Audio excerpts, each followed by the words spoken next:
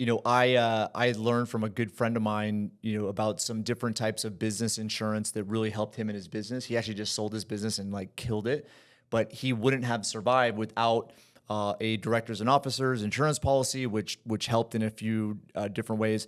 So I established a couple business insurance policies. One of them being cybersecurity insurance, and we had a breach, and the breach. It was just small. We caught it almost immediately, but because of the state laws associated with, if you're a business and somebody gets into your database, there are specific state laws according to who's in your database that you have to follow in order to audit to ensure that the breach did not go to different levels. So, we had a cyber insurance policy and it paid out hundreds of thousands of dollars to this forensic audit to ensure that we were compliant with state laws. Welcome to Wealth Untethered, your guide to the principles and mindset of a genuinely wealthy life.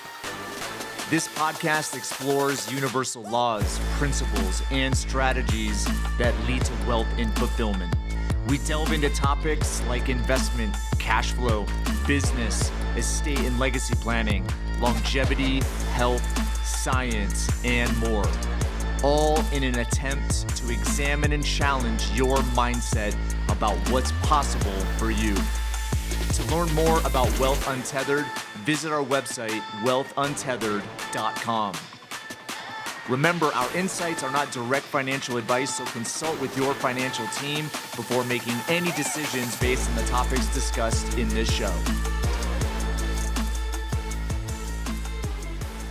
One of my core beliefs is that everything in life happens to bring you to the moment for a reason. I feel that's how it was designed, good, bad, indifferent. Those experiences teach you things that you need in order to have an even better life, more meaningful life, and take things to the next level. I had a really low point in my life in 2009, right at the beginning of 2009, and I was at Chuckarama, and I was having a conversation with my wife, telling her that we had no money. I had hid a lot of the challenges that I was experiencing from probably the end of 2008 into 2009, and I was embarrassed. I felt like I let her down. I let my two little girls down at the time, and I was ashamed. And it was a low place. I was overweight. I was miserable. I was probably depressed. I had anxiety and really didn't know what to do. But I believe that event was intended for me to teach me some profound lessons, right? So I tell the story in the book more fully, but I feel it has brought me to the point where I'm able to send this message to others. Because I feel sometimes people have the right intentions, the majority of people, and they want to do the right thing. They want to support their family. They want to be successful.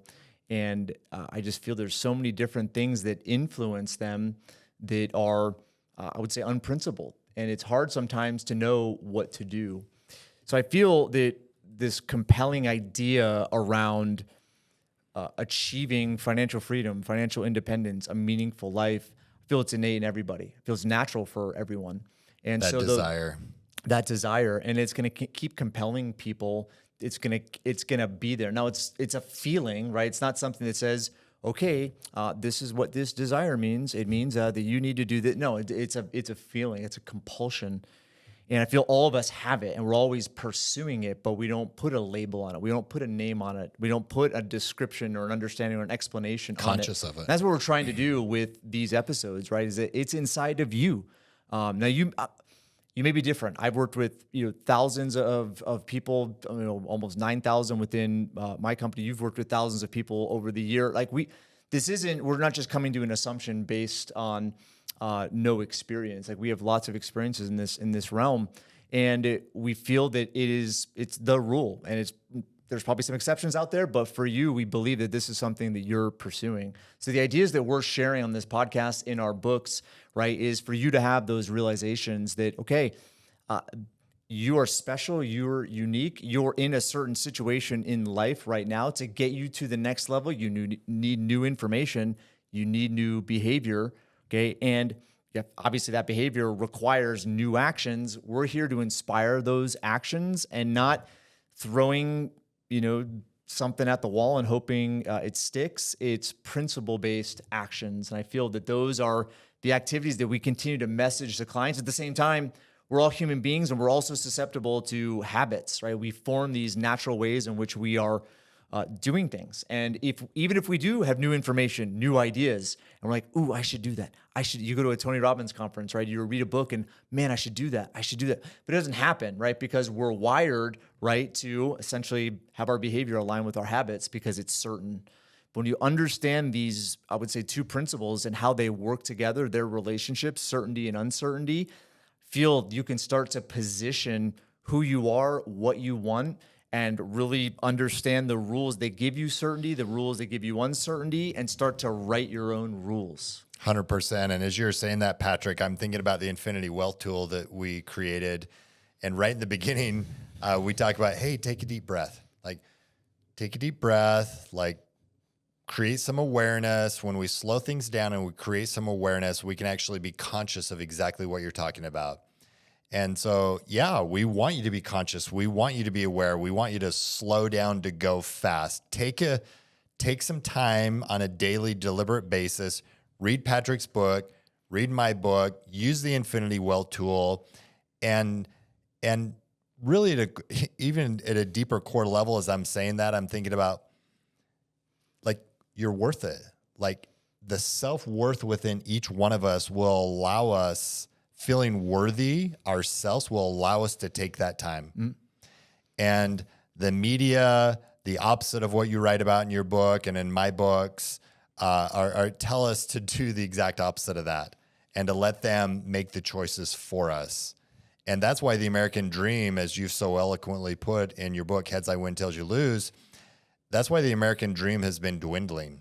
And people have gotten away from that because they're not doing their own thinking. And Ayn Rand talks about it in Atlas Shrugged of that individuality and to think, to become aware. And so, yeah, take that time, take a few deep breaths, relax just a little bit, and then get to work. But then take some more deep breaths and then get to work. And then take some more deep breaths, celebrate and appreciate along the way, but then do the work.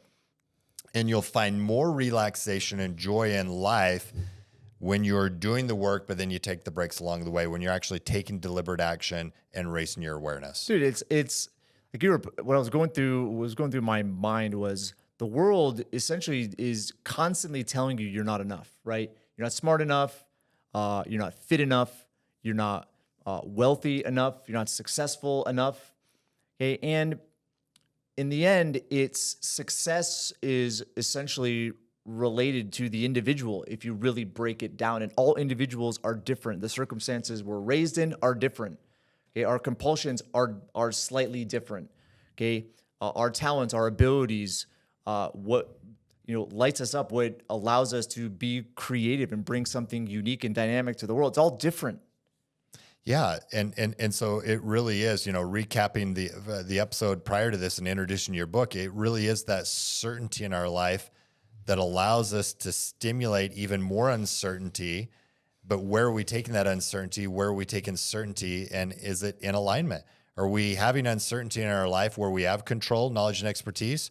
Or are we relinquishing control of our cash, our time, money, efforts, and energy in an area where we don't have control? And that's called gambling, just to be clear about that. And gambling is a zero-sum game. There's a winner and there's a loser. And we don't want you to gamble. We want you to take your life back.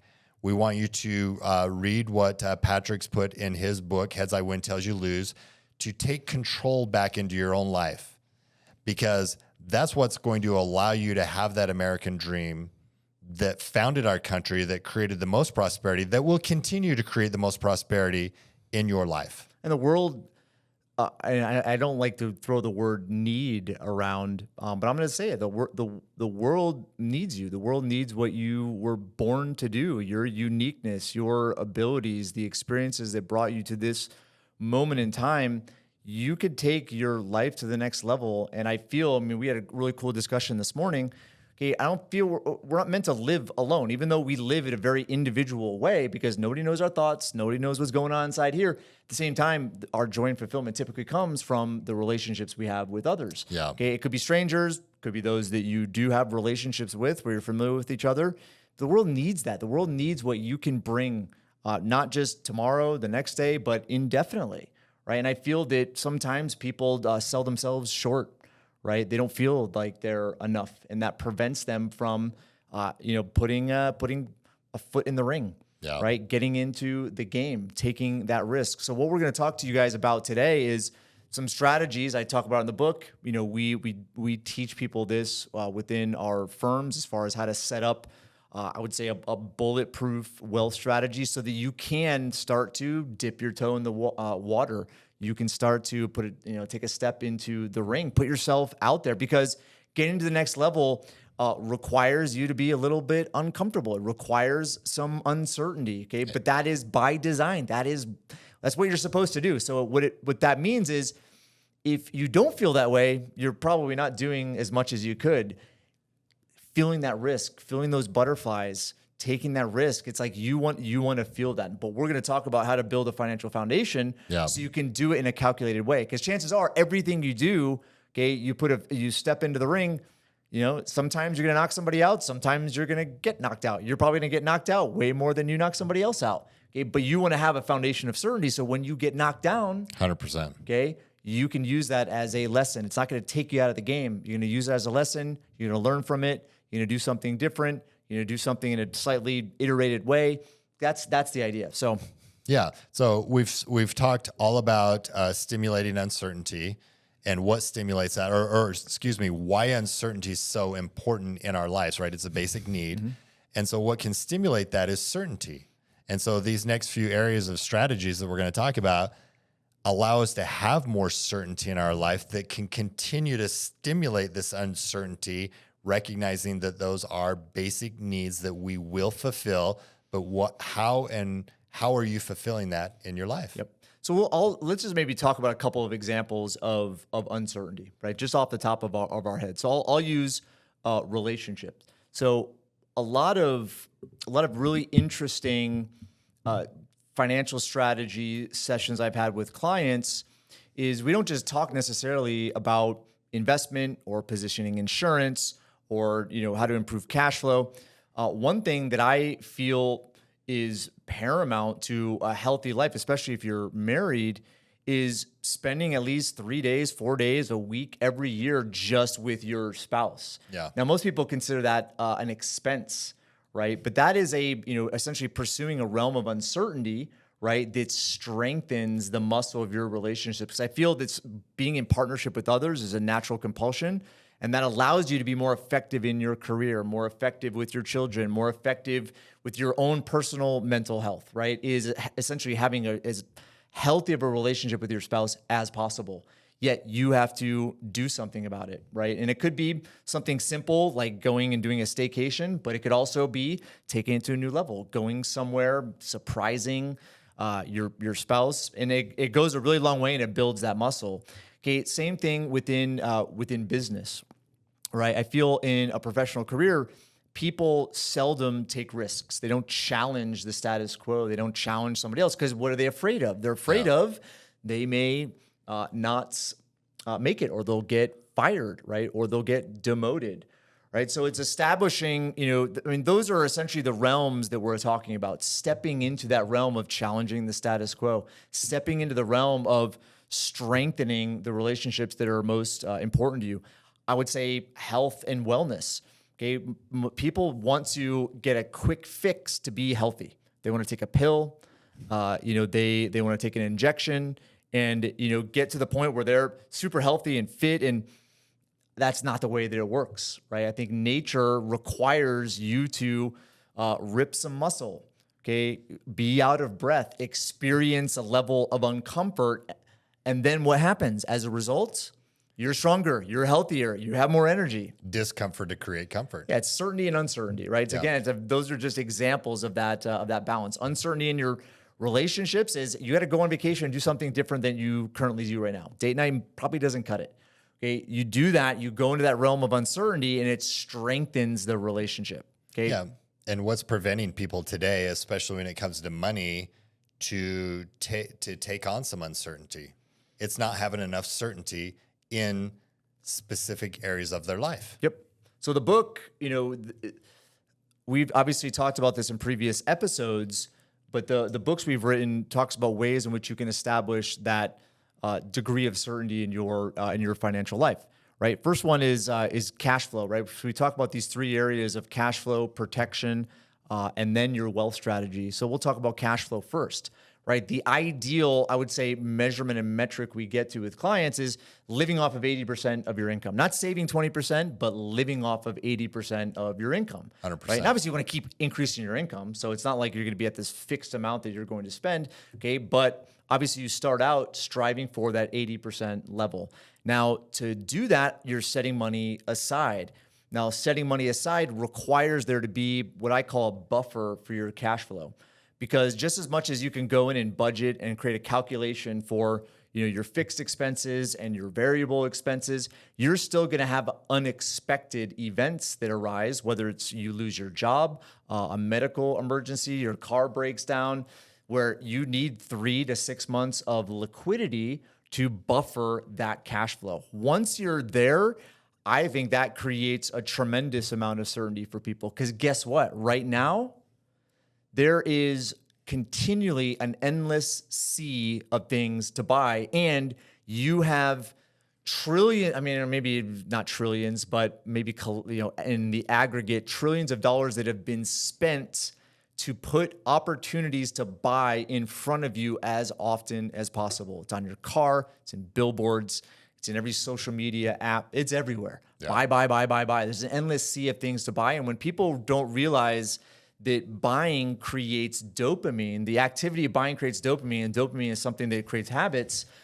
we're going to be out of control if we do not have a spending strategy. So that's where we start, is with cash flow. Now, once you create that, that's when you're able to be more efficient with potentially your tax strategy, more efficient with the way in which you position debt, whether it's optimizing good debt or eliminating bad debt. So the idea is, like, we start with cash flow because we feel that is where all financial life starts. It's fundamental. Yep, it's fundamental. Yep. It's the Adam and Eve of that was a bad example. Let's not use. Let's edit that. Let's edit that out. Let's edit that out. Patrick, when I meet with a client, one of the first things that I'll ask them in my discovery meeting is if they have an inheritance coming in. On either side, if it's a married couple on either side of the family, are they expecting an inheritance from their parents or in-laws in any way? And most all of my clients say no. So it's first generational wealth that they're creating. And why I ask that question is for them to gain clarity around, hey, if it's meant to be, it's up to me. The desire, it creates that clarity of why they want to adopt in their life with their cash flow to live off of 80% of what they bring in. They must create their own pension. And I'm not saying, hey, work till you're 62 and a half and then retire and live miserable the rest of your life. Like, we want you to continue to stimulate yourselves in all areas of your life for as long as you possibly can, but give yourself permission. I believe that you'll continue to create an exchange over a longer period of time by living off of 80%, which means you're taking that 20% and you're saving it and you're putting that away. That gives you that certainty in your life to then go out and take more uncertainty, which fulfills you at a deeper level. So there's a lot behind when you say living off of 80% of what you make, and the reasons why you would want to do that in your life. Yep. So that's one of the things we work with, as we work with clients, right, is discovering if they have a spending strategy. Sometimes you find people have budgets. Budgets and a spending strategy are much different. And the way in which we position a cash flow strategy, right, is through this idea of spending, because we want you to spend money, but we want you to spend it in a responsible and meaningful way. 100%. All right, so now let's go to protection, right? Protection is that other area. This was 2019, and I learned from a good friend of mine, about some different types of business insurance that really helped him in his business. He actually just sold his business and killed it, but he wouldn't have survived without a directors and officers insurance policy, which helped in a few different ways. So I established a couple business insurance policies, one of them being cybersecurity insurance, and we had a breach. And the breach, it was just small. We caught it almost immediately, but because of the state laws associated with if you're a business and somebody gets into your database, there are specific state laws according to who's in your database that you have to follow in order to audit to ensure that the breach did not go to different levels. So, we had a cyber insurance policy and it paid out hundreds of thousands of dollars to this forensic audit to ensure that we were compliant with state laws. Right. And there's so many other examples. I have a buddy who just won this massive lawsuit, a defamation lawsuit, 8 figures, huge lawsuit. But the attorney's fees were paid by reputation insurance. So property and casualty insurance, business insurance, homeowners insurance, an umbrella policy. There's so many different events in life that we are at risk of experiencing and being exposed to, which could disrupt any wealth building activities. It could be job loss. It could be death. It could be disability. It could be a lawsuit. It could be a divorce, health challenges, right? So it's ensuring that you have a foundation of protection, okay, that protects you from the inevitability of disruption in life, because it's going to happen. We're exposed to risk every single day as we walk down the street, but because we've experienced something so long, we just don't think anything's going to happen to us. But that's why insurance companies exist, is which we could essentially efficiently protect ourselves from the events that are most likely, just depending on our set of circumstances, whether it be having a family, owning a home, having a car, et cetera, business ownership as well. That's another big thing, which, we don't have time to get into today, but business owners get into business usually because they have a great idea and they find something that's super valuable to others. But when they form a business, whether it's the operating agreement, whether it's partnership agreement, most people have no idea what's in those agreements, right? And they usually learn about what's in those agreements when it's too late, right? So it's, even auditing your business entity agreements, your partnership agreements, because those are usually boilerplate and are just base level, as opposed to them being really what they were intended to be in the first place, which is a shield from you as an individual to the activities of your business. 100%, Patrick. And the most successful clients that I work with understand this at a deep core level. They understand that by transferring the risk versus retaining it in the areas that they're not uniquely talented at managing themselves, frees them up to continue to produce at an even higher level in their area of expertise, and not just produce at a higher level, but enjoy life in a deeper way than ever before. So when it comes to insurance, don't see insurance as just a cost. View it as a tool that allows you, that frees you up to produce at an even higher level in your area of expertise. So transfer the risk versus retain it. And then the other mindset behind insurances for me in this protection area, and again, protection is not just insurance, as Patrick talked about. It's agreements, and it's the way that we take care of our health, and the way that we consciously, the way we sleep at night, and the way we eat. These are all protection areas. Having date night for me is a massive protection area. So protection equals production. And adopt that. We're encouraging you to adopt that. Don't just see it as a cost and something that takes away from you. See it as something that can enhance things in your life in the areas that we're talking about. And I love, like Patrick's book, Heads I Win, Tails You Lose, talks about that so eloquently. It'll give you the reminders. It'll give you the specific ways. We have past episodes where we talk a lot about protection and tools that you can use to assess that in your own life. But definitely take the time to go slow to go fast in that area. So the next piece, and there's a couple of chapters in the book that talk about it, which is how to position the different tools, financial products, investments, accounts, in a specific way that really relates it to the risk you're taking for the return that you're getting on those investments in financial vehicles. So we call it the hierarchy of wealth. It's something we had used as an organization previous to the book that came out. But we use it all the time now. What it is, it's a visual representation of all of your assets. But you also can look at it from an individual perspective. And we put a specific rating on it relative to its inherent risk, but also your ability to control and influence it. And obviously, maybe not obvious to you, but how we position control and influence is based on your level of expertise, your knowledge, your expertise, your purpose, your passion. Okay, so the hierarchy of wealth was really built off of Maslow's hierarchy of needs. So if you're not familiar with Maslow's hierarchy of needs, he basically was just a very, very famous psychologist who evaluated human nature and found patterns in that human nature as far as what compelled people to behave. So the first thing he found was people are naturally driven first to ensure that their physiological needs are met: food, shelter, clothing, right? That they're protected from the physical environment that we operate in. Okay, that's the first realm, but they could not progress to the next level, right, of needs or pursuit unless that was met. It's kind of like they didn't do anything until food, shelter, clothing there, right? So then the next is safety, right? People pursued safety, being in a safe environment, being in a safe community. That's why, tribes and groups were formed, because safety in numbers, right? So Maslow discovered that was next. Then what was next is relationships. Once people had those two, first levels covered, they pursued relationships. They pursued intimate relationships. They pursued communal relationships. Then after that, they pursued self-esteem, and then, which is, discovering one's own role in life and where they fit in, and trying to, meet, how am I special? How can I, see where I can create value for people? Then the final one was self-actualization, which is, again, kind of shifting from self-esteem to this self-interest, making a difference, leaving an impact on the world, leaving a legacy. So anyway, I don't want to get into, Maslow. You're probably reminded of some college classes you were taking, right? But this is what really stimulated the idea of, okay, finance is, as far as our perspective is concerned, is similar.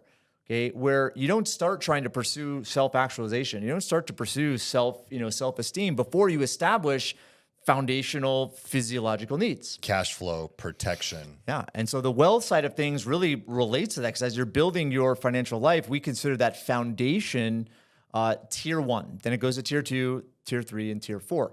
Okay. All of those tiers are different as a result of the inherent risks, and then also because of the degree of control and influence you have over that underlying investment. So tier 1 is your safest level, right? It's the asset that is guaranteed, it's liquid, you have control and influence over it, you have a high degree of certainty as far as how it is going to perform over the course of time.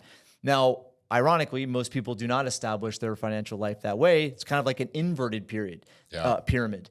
They start with essentially most of their assets are at the top. And at the top of the pyramid, the little sliver, the tiny element, okay, in our pyramid, is the area where you have the most inherent risk and the least amount of control and influence. So really looking at how people manage their wealth, it's in 401ks, it's in brokerage accounts, it's in the stock market. Recently, it's gone into even more risky investments like cryptocurrency. So, and these are the areas, right, that have the most inherent risk of loss, okay, and where you have the least amount of control and influence. And that's how people are managing their wealth. So we essentially invert the pyramid, right, and put the areas, as far as your wealth is concerned, the cash value, this areas of certain assets, right, that will establish an ironclad, efficient, really good, efficient rate of return. Okay, but it creates a degree of certainty that just doesn't exist within the vehicles that most people are using to build wealth. So all of these, again, the idea is we're trying to build this essentially ironclad degree of certainty associated with your financial life, so that you can start to put your foot into the ring, right? The areas that are going to lead to more money, it's the areas that are going to lead to more fulfillment as well. Yep, 100%. Yeah. You talked about this example before of this gentleman with the background in tech and expanding his tech vision. I thought that was compelling. Yeah, so let's go into a couple stories, right? That's what I know you have one to share, but one story I tell in the book is an individual who grew up and just had a passion for role-playing games. I know Dungeons and Dragons are the most popular one, but he loved it. It was his passion. It was his expertise. But he built a career at Microsoft, was one of VP level, very successful, but he just didn't have that passion for it. And so learning these principles allowed him to establish a financial foundation, and he ultimately acquired some of the intellectual property and companies that were in this area that he loved and grew up with. And he turned it into a business. He's made a lot of money off of it, but it's also something that he's super passionate about and continues to expand into a more modern, tech type of a role-playing situation. So anyway, I'm not familiar with that because that's not my passion. Yeah. At the same time, that is just an example, right, of something that is not familiar to most people, but you can turn into a business and be very successful at it if you have this foundation of certainty established. Yeah, definitely. And Patrick, as you know, I've been recently being coached by a gentleman named Bo Eason. Bo's got a great story. You can look him up on YouTube and other outlets. But Bo Eason, I think, is 62 years old. And this guy is still cranking and producing at an extremely high level. Tons of energy. He's got a great background story of playing professional football, growing up as this runt. I played professional football for 5 years. Odds were all against him. Grew up in this small town. And he had this big, massive vision. And we'll talk about vision in a moment. But Bo Eason's story is he played professional football for 5 years. He had some career-ending injuries that took him out of professional football because of his knee and legs and breaks in his legs and knees and different things that happened. And so he wanted to then become the best at stage presenting. And so he created this one-man show, and it's called Run to the Litter, for those of you that have maybe seen it or heard of it. Run to the Litter, and it was on Broadway, and he performed that for over 15 years. Wow. And he tells this story of going to MIT and sharing Run to the Litter, and he got paid a fee, thousands of dollars, to fly to MIT and present this show, Run to the Litter, to this group of CEOs. He got done with the show. He packed up his stuff, and as he was walking out, this younger gentleman came up to him and he says, "Hey, where are you going? What are you doing?" And Bo's like, "Hey, are you helping me to my car? Like, what are you doing? Like, get away from me. I got to get over here to Ohio to this next state and catch this plane and go perform my one-man show again and get paid this fee to perform it." And long story short, this gentleman said, "Hey, you created this massive value for us in presenting the one-man show, Run of the Litter, and we wanted more, and you didn't offer more to us. You didn't ask us out on a second date.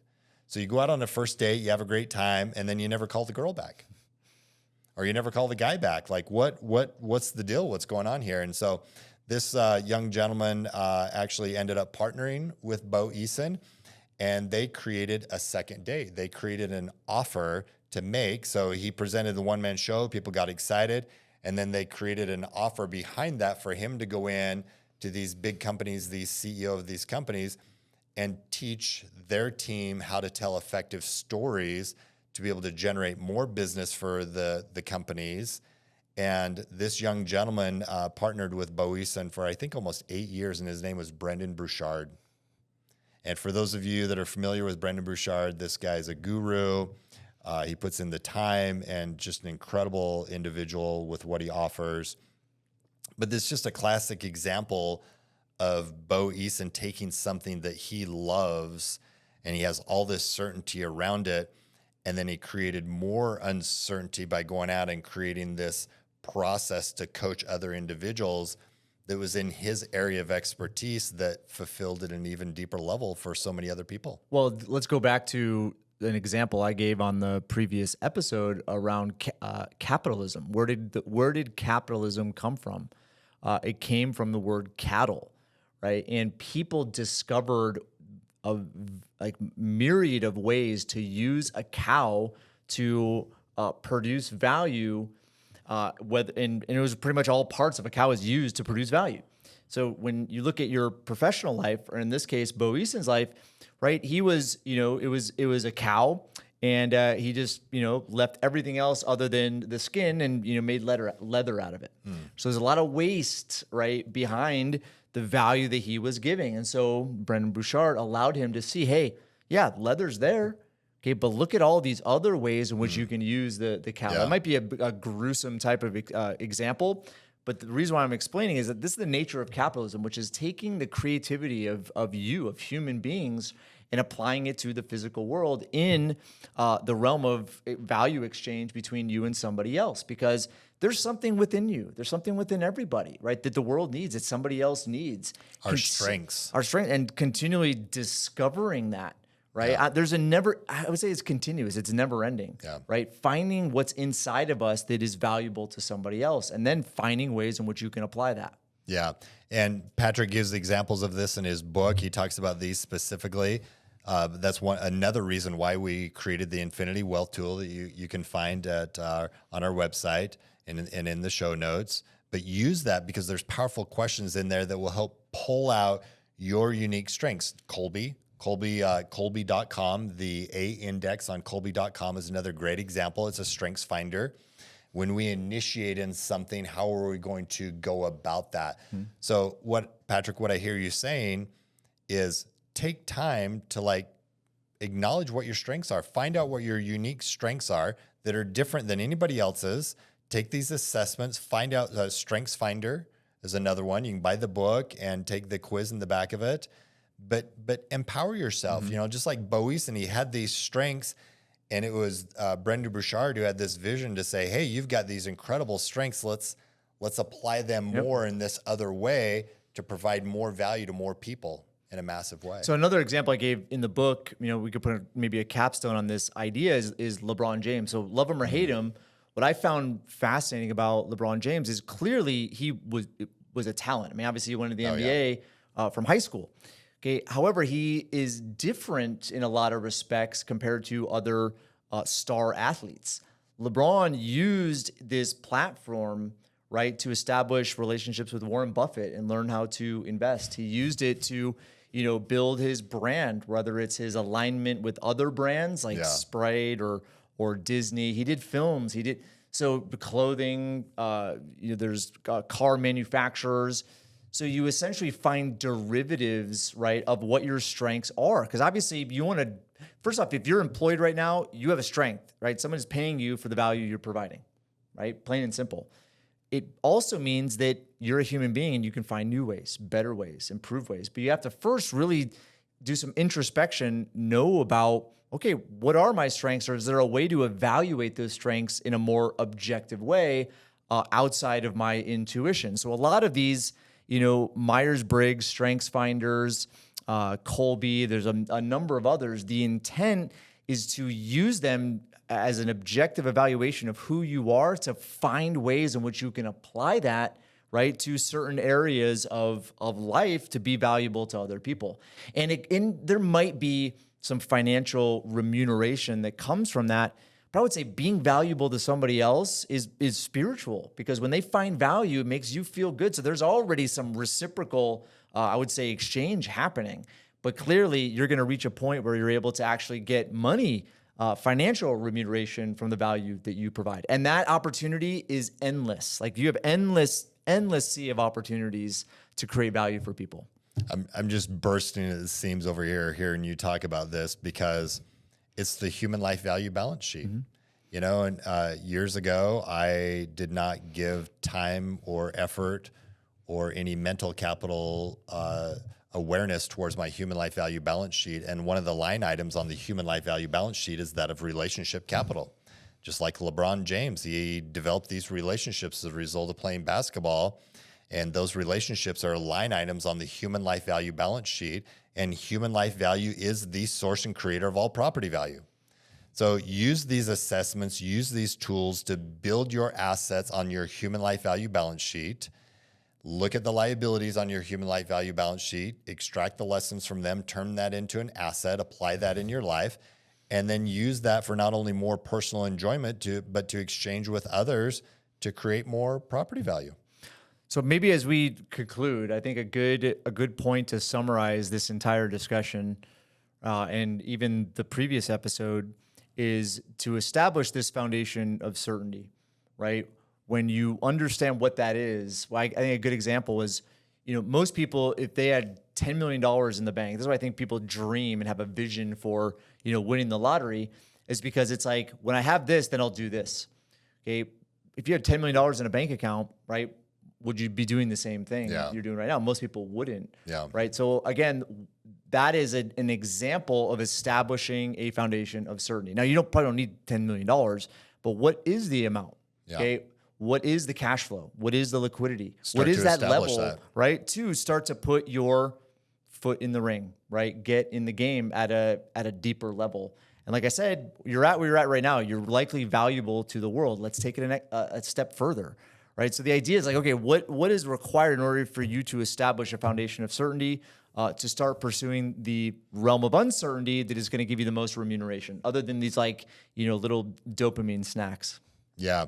And again, please use the Infinity Wealth tool that you can find on our website and in the show notes to use those powerful questions, because we love answering powerful questions. We do. So use the powerful questions that are in there to drill down on this episode. Go to Vault AIS. It's in the show notes. That's the company that I run. On the homepage is the assessment. And use that assessment on the homepage to look at 10 key areas of your life financially before you read Patrick's book. So you know exactly where you're at, so you can see yourself in the book at different stages. Use it before you read my book.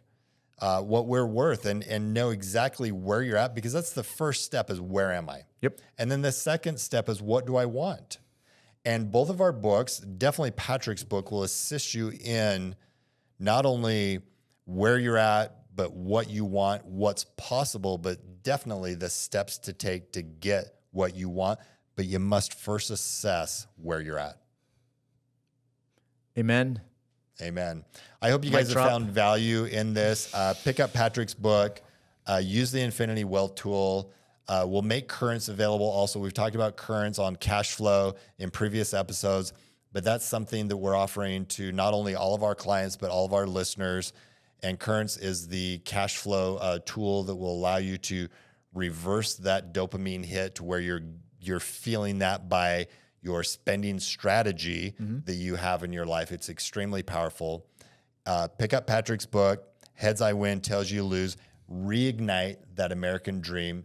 It is still there. It is alive, but you must create that in your own life with this awareness and with these tools that we have offered for you. You know what? So you go to our website, wealthuntethered.com, right? There you have a menu. There is a tools and resources section. So everything you just mentioned, whether it's to buy the book or download the Infinity Wealth tool, take the assessment, or to get Currents, right, which is an app to create an incredible spending strategy that is empowering and works way different than budgeting. Okay, all of those resources are available to you. So again, go to wealthuntethered.com. In the menu, you're going to have tools and resources. Go in there, and it essentially is going to give you links to those specific tools that we've just mentioned. Yeah, it's the financial tools link inside the website. Visit wealthuntethered.com for all the resources to be able to log on and take advantage of it. Okay, everyone, thanks for listening. We'll see you on the next episode.